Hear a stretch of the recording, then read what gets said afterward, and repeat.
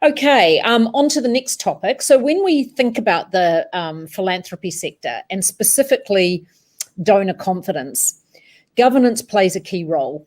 In this next session, Good to Give's Chief Technology Officer, Jared Ortlipp, will interview Dan Ussher, founder and managing director of FirmGuard, about why governance is the key to data and information security, and more specifically, why it's vital for corporates to partner with organisations that take information security seriously. Thanks, Jared and Dan. Over to you now. Thanks, Jo. And thanks, Audette. That was a really tough act to follow. Hopefully, Dan and I can inspire you with security governance. So, look, as Jo mentioned, I'm the CTO at Good to Give, looking after all things product and technology around Good to Give's giving platforms. We all know governance, risk and compliance is really important in the area of information and data security, something that Good to Give invests heavily with. We have our partners and advisors helping us in this space, and that includes Dan from FirmGuard, who's agreed to join in our discussion on why governance is important for data and information security. So Dan, I'll just quickly let you introduce yourself and then we can get into some questions. Thanks very much, Jared, and a warm welcome to everyone from all over the globe. Love to see a few fellow Kiwis online too. Audette, thank you. And thank you for an amazing and challenging discussion for us all. I think Jo summed it up in saying that, yes, some of those messages were confronting, but truly inspirational, and as Jared said, a very hard act to follow. The discussion on the mobilisation of the corporate sector resonated very strongly with me, having worked for Salesforce for some years and now owning and running my own company. We've actually proudly adopted the 1% pledge from FirmGuard's inception as well. It's something we're very proud of, and it's something that we look very closely to the market and the organisations that we work with, both in customers and our partner channel as well. Delighted to be with you today, Jared. Thank you. Jo, thank you. Thank you to the team from CAFS and also from Good to Give for giving me this opportunity to be here. I've had 25 years in the IT and security industry, specifically focused in sovereignty risk and data security in the past 10 years. And my observations in that, and particularly working in heavily regulated industries, formed some thoughts in my head around how we could consider and view risk in a different way. And this is one of the reasons why I founded FirmGuard. And as part of the culture of an organisation, we look to democratise risk and view it in a different way. Should be part of the culture of any organisation, communicating in a language that actually understands and is comprehensible and understood by everyone. Back to you, Jared. Yeah, look, we've got a few good questions we want to cover in this session.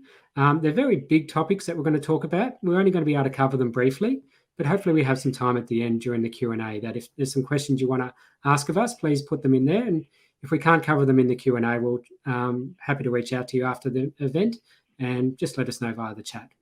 So first question for us, Dan, is why is it important for corporates to take risk and the protection of data and information security seriously and ensure they partner with an organisation that really aligns with that same focus? Yeah, it's a really good question, Jared. And let me start by saying that when I talk about governance and information security, for the purpose of this conversation, they are very big questions. I'm going to talk in general terms of governance, risk and compliance, or GRC, as many of us know it. It all comes back to an organisation's culture and approach to risk. And one thing that we tend to find with the organisations we work with is that a lot of them are scared of it. Don't be scared of risk. Don't be scared of putting in place the appropriate governance and procedures and policies in place in your organisation to ensure that you can become better versions of yourselves. Ensure that not only have you taken all necessary and reasonable steps to protect your organisation, but your partners and suppliers align to this culture and that an acceptable approach is based on your organisation's risk appetite statement. It was actually really interesting today. McKinsey came out with a very, very timely discussion around today's more connected environment, and that organisations must collaborate closely with external partners to reduce their overall risk posture and exposure to information breaches and cybersecurity attacks. And that resonated very strongly with me, and certainly with the organisations we work for in the marketplace. So Dan, how does that impact the way businesses should be thinking and approaching governance? Yeah, it's a good question. It does create a conundrum for business. not only do they now need to secure their own risk and IT environments, while also accounting for the security of third-party elements of these environments, third parties must be made to comply as well. Regulators are starting to put focus on this. Not only are regulators putting focus on this, but organisations are putting focus on this in their contractual obligations and requirements from their partners and from their suppliers.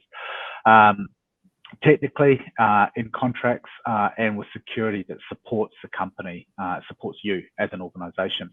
But to ensure cooperation, whilst providing significant protection and sufficient protection for all sides, you must bring third parties into the inner circle of your security parameters, so that they actually understand your posture and can deliver to the extent and the appropriate level that they need to as well. So not only are they being told to bring parties into the inner circle, but they're also being told to scrutinise. They sound sort of opposing mandates there. How is that going to work? They sure are. Yeah, on the surface of these two mandates are counterposed, but the short answer is no, they certainly do not need to be, and they certainly shouldn't be treated as counterposed or opposed to each other. The two stances of trust and security do not have to be in opposition. In fact, they're actually most effective when contained in a reciprocal relationship. And that relationship has to be based on honesty, and it has to be based on transparency and openness. And only when you have those environments in place between yourself and your suppliers and any partners that you're working with will you have a truly well-governed organisation that is reflected across both the organisations you're dealing with and yourself and your own organisation. It's critical to your business and in your case, your charity success. But an assessment of their risk posture is also relative to the risk of the engagement and the role that they have with you, in that it is a two-way partnership. We can use some extreme examples in terms of organisations who might hold material information on others versus a supplier who is only looking at office administration or office stationery. Now, are they going to be treated in the same way as both of each other? The answer should be no, and they should be treated accordingly. Make it easy, make it tangible, make it achievable with expectations clear and very, very strong reporting and remediation lines. The barriers to successful partnerships should absolutely be relative to the role that you play with each other. Yeah, thanks, Dan. Look, we might move on to our second question now. So, look, how is strong governance key to providing oversight for an organisation that's distributing funds to the charity, which is very much what the topic of today's session has been about?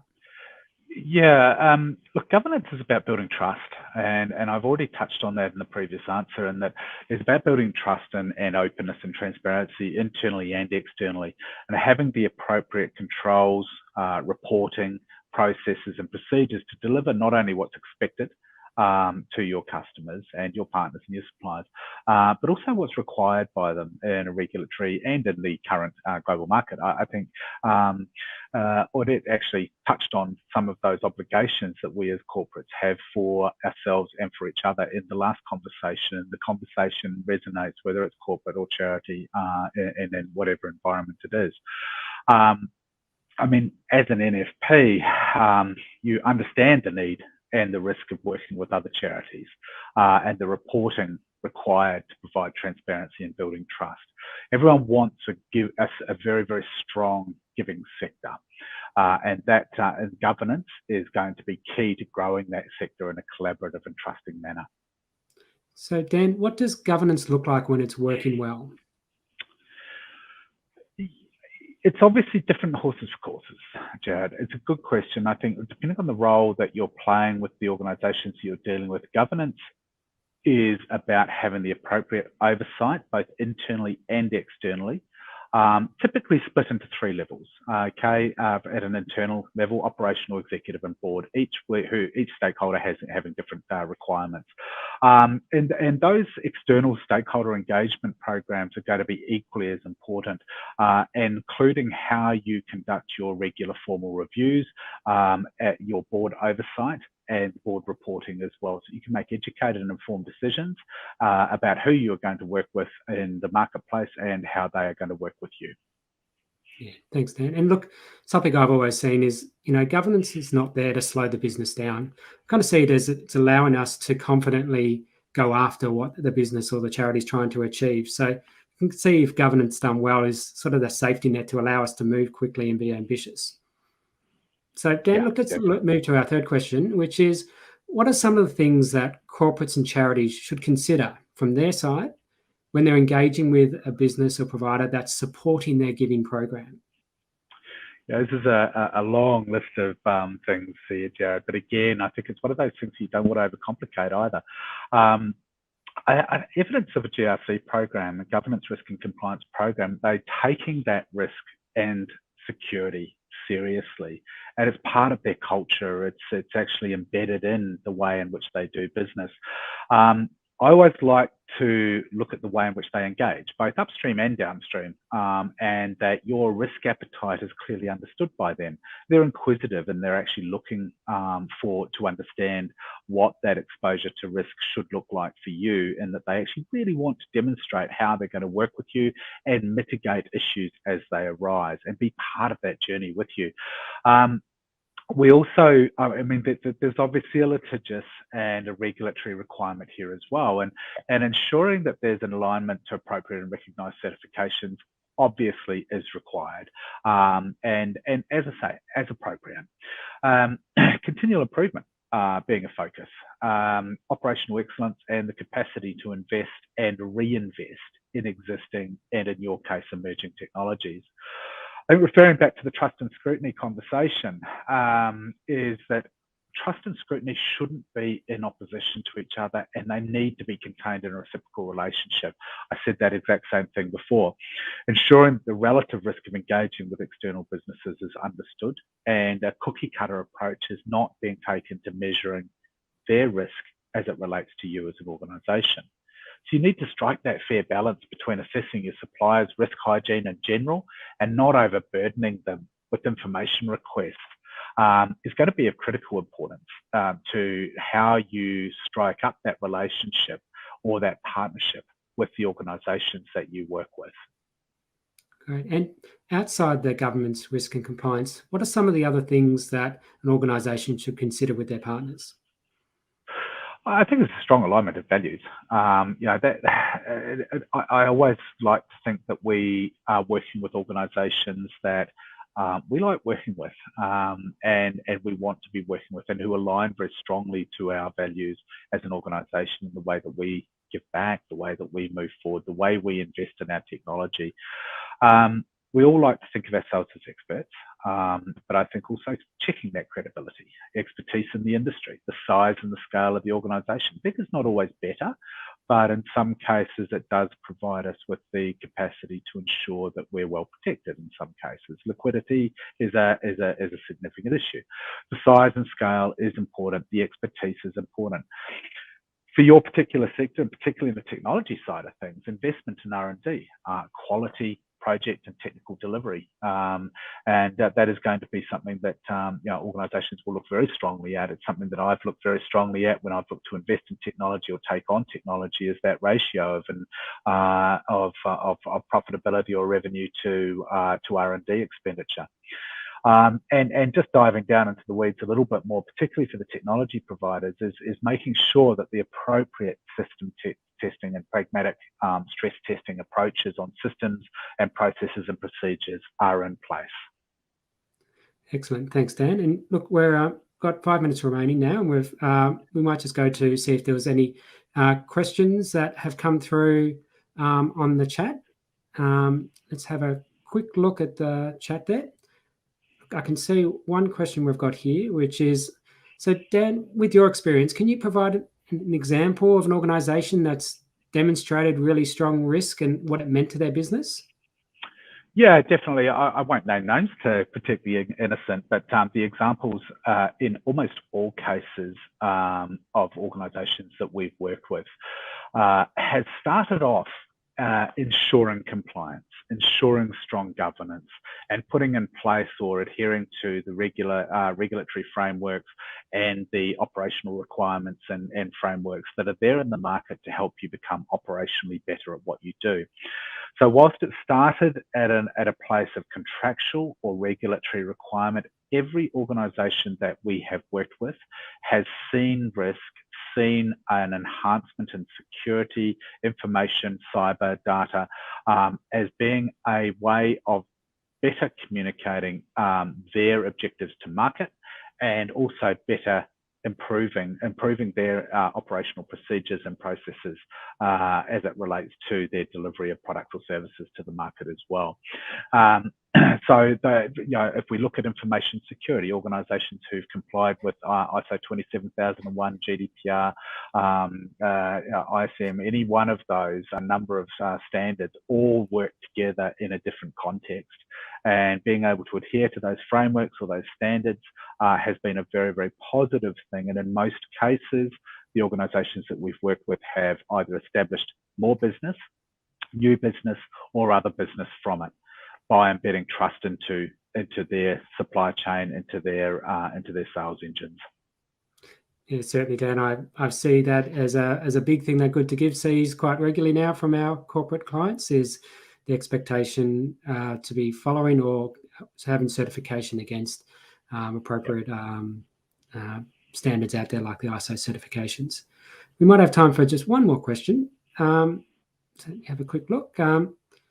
So this one's a little bit about third-party risk management. So you talked a bit about that earlier. When it comes to third-party risk management, it's an important aspect in managing an organisation's risk posture. So can you tell us a bit more about what you mean by third-party management and the risk profile side of things? Absolutely, I'll keep it very, very short and simple on this response. I don't think we need to go too far, particularly in the last 2 years, to see that the majority of breaches that have made the market in terms of being publicly notified to the market have been made through third parties. The regulators and most contracts that are out there in place in the marketplace right now recognise that most bad actors in this marketplace are looking to get in via third parties or by superfluous means that haven't traditionally been notified or protected in the past. So not only are the regulators looking at this, but also our customers and our suppliers are also considering the impact of how a downstream or upstream supplier or customer could actually impact the operations of our business, because we have interoperability between almost every element of how we go to work today. That's why it's becoming probably one of the biggest focus of most of the regulators out there in the marketplace, and certainly one of the biggest focal points for boards and stakeholders within businesses who are looking after this. Excellent, Dan. And look, thank you very much. If there's any other questions that came through on the chat and we haven't got a chance to get back to you, please make a note on the chat, and Dan and I will do our best to get back to you. But I think we're wrapped up there. So thank you very much, Dan, for your insights. That was really, really helpful, and we're happy to be continuing to work with Firm Guarded as we keep Good to Give strong. So we might pass back over to Joe now, when you're ready. Thanks very much, Jared. Thank you so much, Jared and Dan. I hope everyone has found this session around governance enlightening and useful. It's certainly something that occupies a lot of Jared's time, and Good to Give takes extremely seriously and underpins how our business operates.